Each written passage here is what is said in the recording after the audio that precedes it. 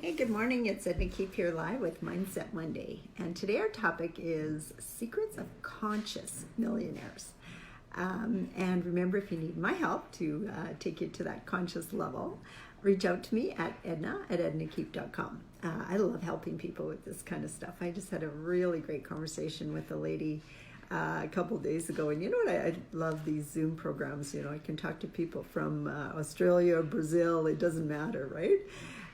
So anyway, how do you become a conscious millionaire? Well, first of all, you got to realize that there's other people out there that are working on the same stuff as you are. And again, getting around like-minded people is a really huge thing, because being around like-minded people and similar paths as you just makes your path that much easier. You know, you've got somebody else to talk to about your issues and you know, ask questions about, well, what do you mean by conscious? What's conscious? Well, what is a conscious millionaire? Well, you know, what I like to think of is the secrets of these conscious millionaires is it's an internal knowing. You know, one of the things that I've noticed with the ones that I've been around is that they just know that they can create whatever they desire. It's not a maybe I can, maybe I can't. There's a knowing.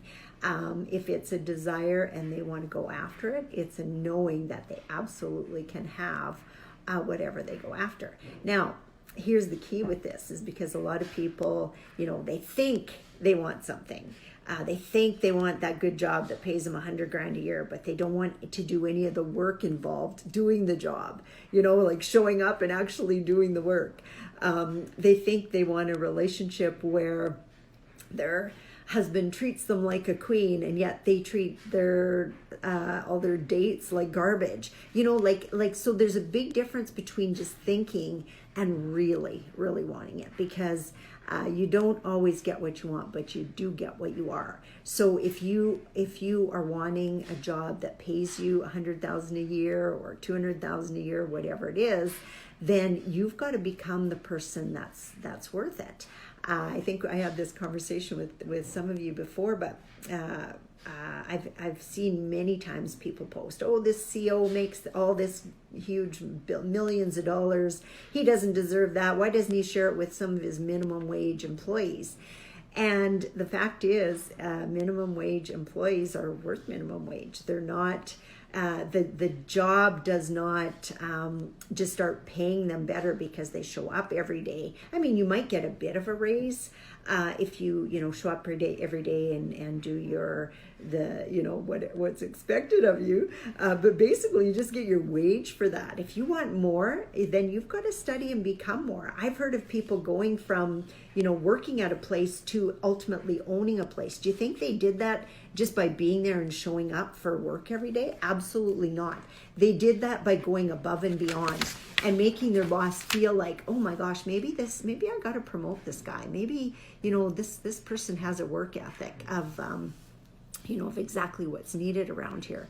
Because a lot of people think, well, just because they've been loyal to a company for a number of years, that they should get their paid coffee breaks, their paid lunch, their paid holidays, and they forget about all the work that's involved with keeping that job. They think that employer owes them. Maybe they were wonderful employees like 20 years ago, and now they think that they can just coast. Well, pardon me, but that doesn't work. Some of these union employees and stuff, I get a little irritated at we've got some strikes going on in our area, and I tell you, I do get a little irritated by some of it, because it just seems like there's this whole entitlement. Well, the company makes this much money, I should make this much money.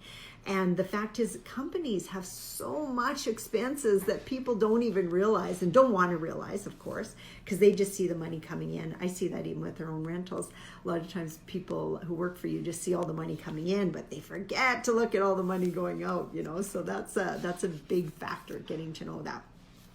So principle number 1, they know that they can get what they desire. Number 2, they take action to do it. So the little rant I just went on was all about taking action to be the person that you need to be in order to hit the goals that you have.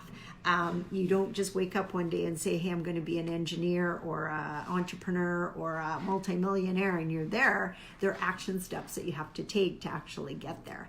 And that's why it's so important for you to be very, very, very clear on what you even want. Another thing I notice with conscious millionaires is they're grateful, like grateful for everything. Like I hear that coming out of their mouths again and again. Oh, I'm just so grateful.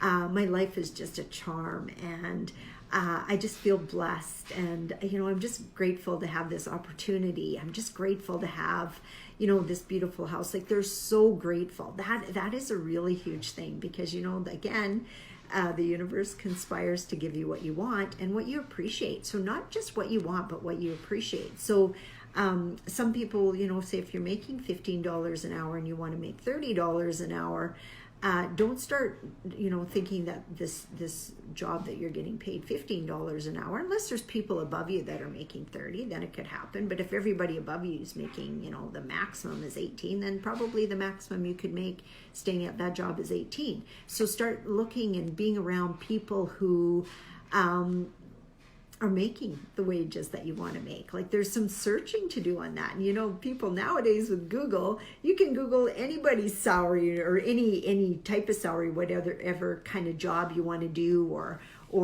they all have all kinds of reports, like Richard Branson and Warren Buffett and stuff like that. They'll tell you how much money they make. So those, you can check out that kind of stuff. And if that kind of stuff interests you, you'll be able to tell if it's something that it's for you. And like I even tell my kids, my daughter's going to graduate this year, and she's not 100% sure what she wants to do. And although she has just recently written an essay saying why I chose not to go to university, and she talks about her mom and dad being entrepreneurs and the freedom we have and stuff like that, and how she wants to be more along those lines. And she's had a couple jobs already. She's worked at Dairy Queen, she's worked at Michael's, and she's worked at a Smitty's restaurant, and she loved certain things about every one of them. But I think some of the challenges she had is the flexibility. Like you got to be there at a certain time, you got to be there until a certain time, and sometimes even if there's nothing to do. And I remember my first jobs, I absolutely hated being there when I had nothing to do, and it just seemed like I'd rather just go home. Even if I didn't get paid, I'd rather just go home and not get paid. I like to be busy when I'm at a place. I mean, you can't read a book or anything. You just gotta stand there and look around. So I can totally relate to some of the thoughts that she's thinking. So if you want to expand your life, you've got to expand the way that you think about it. You think about the opportunities. And again, I'll cover off the three. So the three main secrets of Conscious Millionaire are: they know they can create whatever they desire. They take inspired action towards those goals, and they're grateful for what they have now. And also, you can also be grateful and show gratitude for what you have coming too. And that goes to, they know they can create whatever they desire. So if you're thankful and grateful for it already, then that's just an extra bonus for you. So hopefully that helps you make your Monday an extra great Monday, and we'll talk to you all on Friday. Take care. Say hi, everyone. Nice to see you guys on.